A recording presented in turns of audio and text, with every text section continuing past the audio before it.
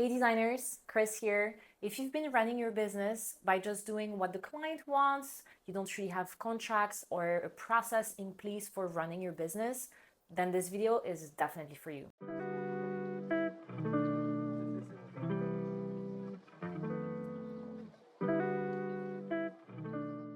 And don't worry, you're not alone. I've just had a discovery call last month with a now client who has been working on her own for 12 years, and this is what she said to me.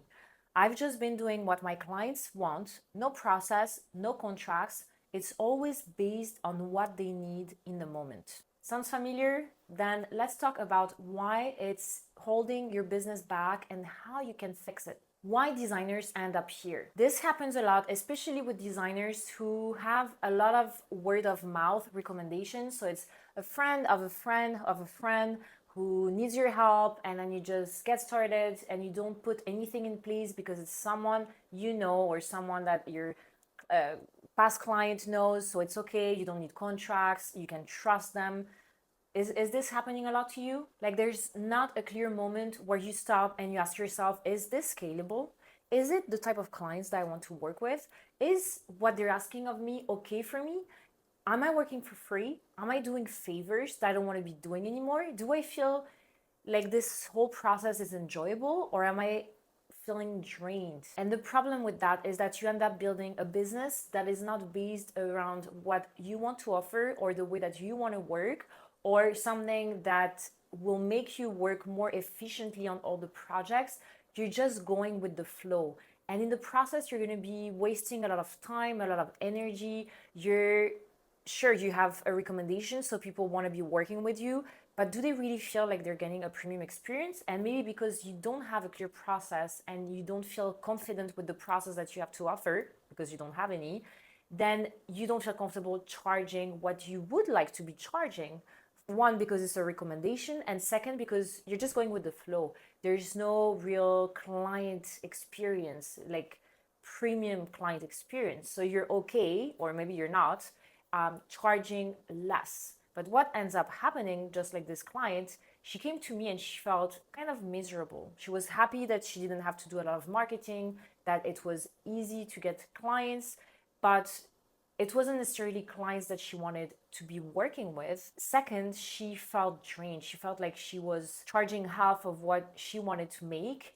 And she was also extremely tired because she had to take care of her family. But with these projects that had no process and no boundaries, she ended up working a lot for very little money, and she didn't have enough time to take care of her loved ones.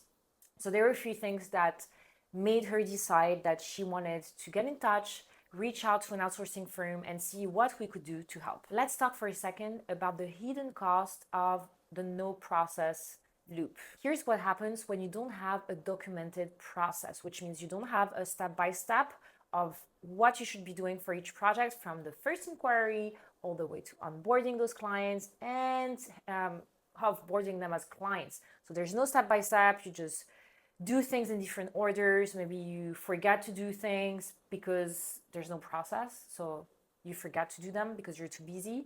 And then, a few weeks later, you realize you should have talked to the client about something important. So the hidden cost of no process. Every project feels like you're reinventing the wheel. Clients take the lead, and it can hurt your confidence as a designer and a business owner. And there's also the issue of no boundaries. So they will just start texting you on the weekend. There's no rule, there's no contract. So they will communicate with you whenever it's convenient for them. You can't predict how long anything takes. You can't delegate because there's nothing to hand off. And without contracts, you're not protected if things go sideways. And I know, for example, this client, she said, yeah, no, but I trust them. Some of them are repeat clients. We trust each other. If there's an issue, it will take them probably less than a second to blame you for the problem that you're having. So you need to protect your business. You need to protect yourself. And you also need to protect the client. So it's for both sides that contracts are just essential. Because even if the client likes you and even if it feels fine to you, it's quietly draining your time, your energy, and growth potential. Let's get into the nitty-gritty of how you can fix it without feeling overwhelmed. Those are three things that you can start doing right now. One, you're going to document your process. Yes, I know, even if you work by yourself, you need to document your process. Grab a pen and paper. You're going to start, even though you don't have a process and you feel like you're doing things differently on every project because you're just doing what the client wants, there must be some steps that are similar. You can draft a process that feels aligned with what you do on most projects. You just need to define what they are. So grab a pen, a paper, you're going to start taking notes, thinking about the first inquiry that you get. What do you do? Someone coming from someone that you know, they still have to inquire and want to talk to you over a call. Just outline everything that happens until they become clients. And then you're going to start to fill in the gaps. So you're going to see that some things are missing in the process, and you're going to start thinking about how you can improve your process. We need everything documented at this stage. Before I hired an operations manager and a project manager, I was doing everything alone. And what I did, I spent a couple months just creating processes, so systems and processes. I defined my process for doing things the way that I was doing everything in the business, because I knew that when I was going to delegate, I needed to tell people how they needed to do it. And if I didn't know myself, how could I train someone to do something that I didn't know how I was doing? So I had to document everything, and I had to find a system to make it work. So I had to create a system for these steps. So for every single thing, you're going to start doing them in a specific way. And even if you're not delegating what you're doing yourself, everything needs to be documented, even for yourself, because on the next project, you just have to follow the process. You're going to save time, energy, and mental bandwidth. Second, you're going to use contracts every time. I do not care if it's a repeat client and you trust them, doesn't matter. You have to explain to them that this is not beneficial just for you, but it's also beneficial for them. You want to make sure that expectations are met, that everybody understands what their responsibilities are, and you want to make sure that they're protected should anything go wrong. And what I see in most cases is that clients feel relieved that they have contracts because they're clear about the process of the project. They know in what direction you guys are going. They're not going blind. And this is what I mean when I say you have to improve your client experience. I say that in a lot of my videos. When clients have no idea what's happening or what the next step is, it doesn't feel very professional. When you can tell them exactly what is happening, what is expected of them, what is expected of you, when they can expect deliverables, when they can expect to be making the next payment, this removes a lot of stress on both sides, and it creates a relationship of trust. And to improve the client journey, this is number 3, improving the client journey. We want to make sure that during that process, clients get what they need when they need it. So thinking about the inquiry, the onboarding, the design development, the offboarding. What do clients need at each touch point? Like what do they need? When they inquire about your services, they might want to see an investment guide. They might want to see a portfolio with previous projects that you've worked on. Then at the onboarding, they need to receive a welcome packet. They need to before the onboarding, there's the fee proposal, right?